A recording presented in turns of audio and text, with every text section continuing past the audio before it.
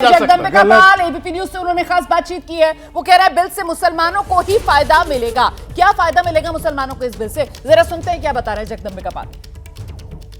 Waqf by user को लेकर के स्थिति क्या है, क्योंकि आपने अपनी रिकमेंडेशन में भी दिया जो वक्फ बाय यूजर को समाप्त किया है रिट्रोस्पेक्टिव इफेक्ट से नहीं किया है।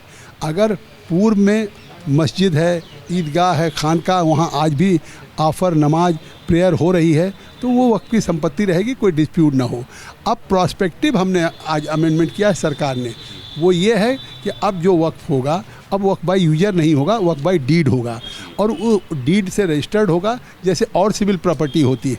और माइनॉरिटी डिपार्टमेंट का जो वामसी पोर्टल है उस पर 6 महीने के अंदर अपलोड होगा, जिससे देश को मालूम हो कि कोई भी ये संपत्ति वक्फ की है, रजिस्टर्ड है।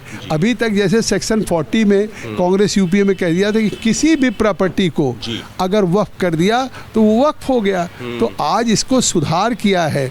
ये ऐतिहासिक बिल होगा। आज इस वक्फ का अब फ़ायदा गरीब, पसमानदा, मुस्लिम खवातीन या बच्चों को, आर्फन को मिलेगा।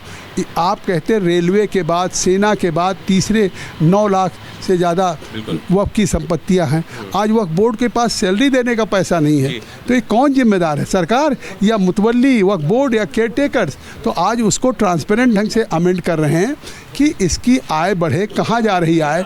वक्फ की प्रॉपर्टी को कोई डिस्पोज नहीं कर सकता, सेल नहीं कर सकता। आज कौन कर रहा है? जगदम्बिका पाल या कोई मुतवल्ली? किसी वक्फ की प्रॉपर्टी कोई हिंदू तो नहीं बेच रहा है। तो सर इसका मतलब तो साफ तौर पर आसान शब्दों में ये कह दें कि अभी से पहले की जो अगर कोई डिस्प्यूटेड प्रॉपर्टी थी तो उसको लेकर जरूर केस हो सकता है, लेकिन बाकी प्रॉपर्टीज को लेकर के नहीं। यानी कि जब ये बिल जो है कानून बन जाएगा, डीएम के हाथ में नहीं रखा है, क्योंकि ये हो रहा था कि ये साहब डीएम रहेगा तो हाउ एनीबडी कैन बी जज इन हिज ओन केस कि वक्फ पर डीएम सरकारी संपत्ति में होगा तो डीएम तो सरकार का फैसला करेगा। अब स्टेट गवर्नमेंट के लेवल का, सेक्रेटरी लेवल का, कमिश्नर लेवल का होगा कि इंक्वायरी होगी। तो ये क्या है? मतलब वक्फ की ज़मीन जो वक्फ की हो वही रहे ना।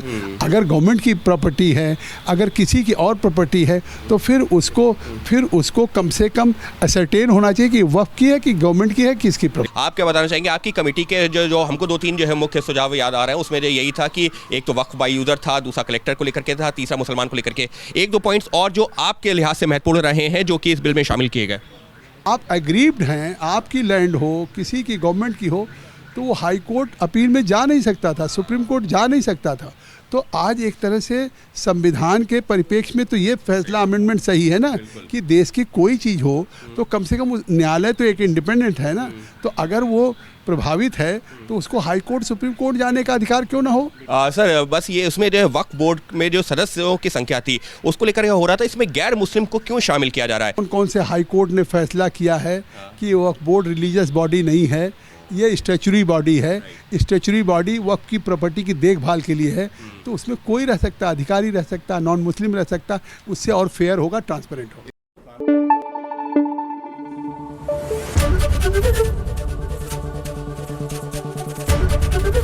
एबीपी न्यूज आपको रखे आगे।